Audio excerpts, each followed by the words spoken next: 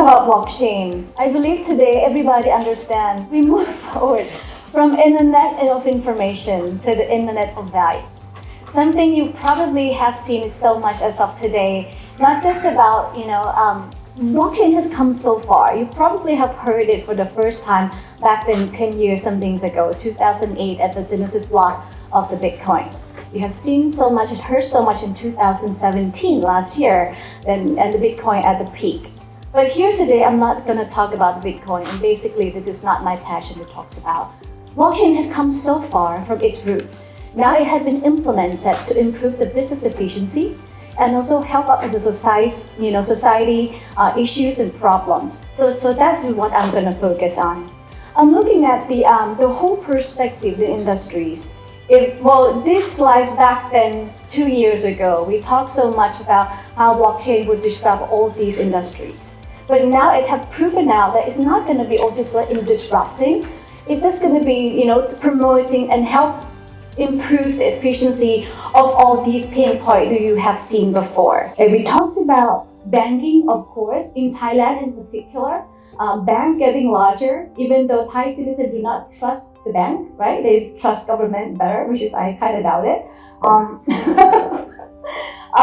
We see that we have come so far in terms of the digital lendings and also those crowdfunding platforms that we actually learn from our, the lessons and try to help develop the law and regulation to be more welcome than it was before.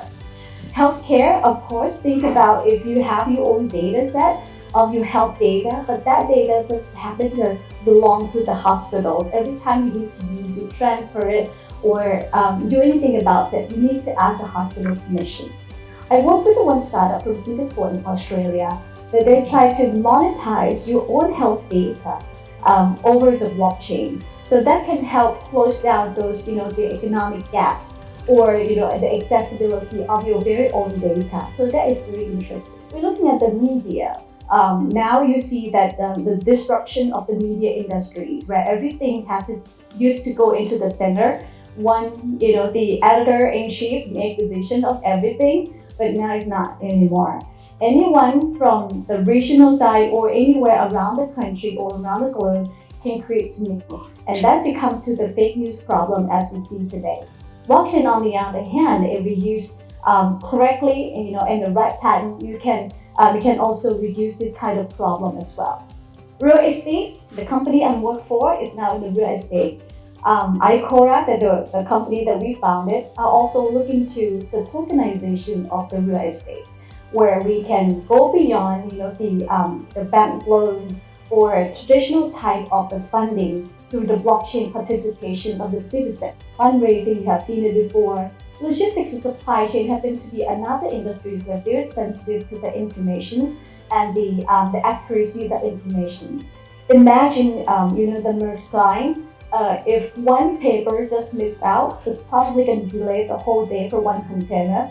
And imagine 1,000 of it along the road in a week. So that is a very sensitive thing that we need to look at. Legal, yes, insurance and also the government. These are the key areas that blockchain can help improve. So I try to shy away that how blockchain would disrupt another people, but rather help them work better in the most efficient way and can help citizens participate even better in terms of the operation as a supply chain that they're working on. I want to throw out a little bit of use cases here that I reach out to, learn from it, about implementing it in Thailand. We have seen the blockchain in many sense in terms of digital lendings and all other, but let's switch here to something that will help improve the supply chain. For instance, the blockchain can improve the food safety. When I look deep, when I deep dive into this industry, it's very interesting that there's a lot of fraud in the food industry. You have seen the case that actually there is a horse meat in the beef packet. You probably have seen the problem that the farmers don't get enough money because the intermediary take all the money from certification and try to certify the quality of those vegetables. You have seen the food safety along the way. We have seen the implementation in China The first case that I looked into where Walmart actually implemented the blockchain when they order and import the pork from China, and now we see it in the chickens and other vegetables. But I don't think in the Trump era, I'm not sure about any import and export anymore. That might be another story. But it's actually see that Thailand is the kitchen of the world, and the blockchain can also help us as a consumers and also help the producers as well to become more efficient and less cost. This one that I love, thanks to Microsoft, Accenture, and UNHCR, that we have seen like we have 1/6 of the world population has no identity. That is the surface of the problem. But if you have no identity, there's no way you can access all those good stuff from education, from food safety, or any other things that we as the regular citizen can access. So this is a tremendous thing will change a whole deal in this world. We see the implementation in Austin, Texas, United States, try to put the information of homeless to blockchain in order to provide them the better service, in order to provide them better track of the policy that can help them live in the better life, not to be the homeless forever. We see the investment of the cities started in Berkeley, but also as well in Thailand, Karndee, for instance, Phuket, for instance, are exploring to do the tokenized municipal bond offering in order to build a smart city on their own terms. Imagine if the city would like to sell the bond, they sell it through the bank, and the bank will sell it through variety of the stakeholders. And every stakeholders that add into the supply chain will add more fee. But in this case, the fee of organizing is much lower. So that can allow the citizen can help invest in their own cities in much less of the money. Instead of $5,000 at the minimum, you can also invest your own city as small as $10 in your pocket.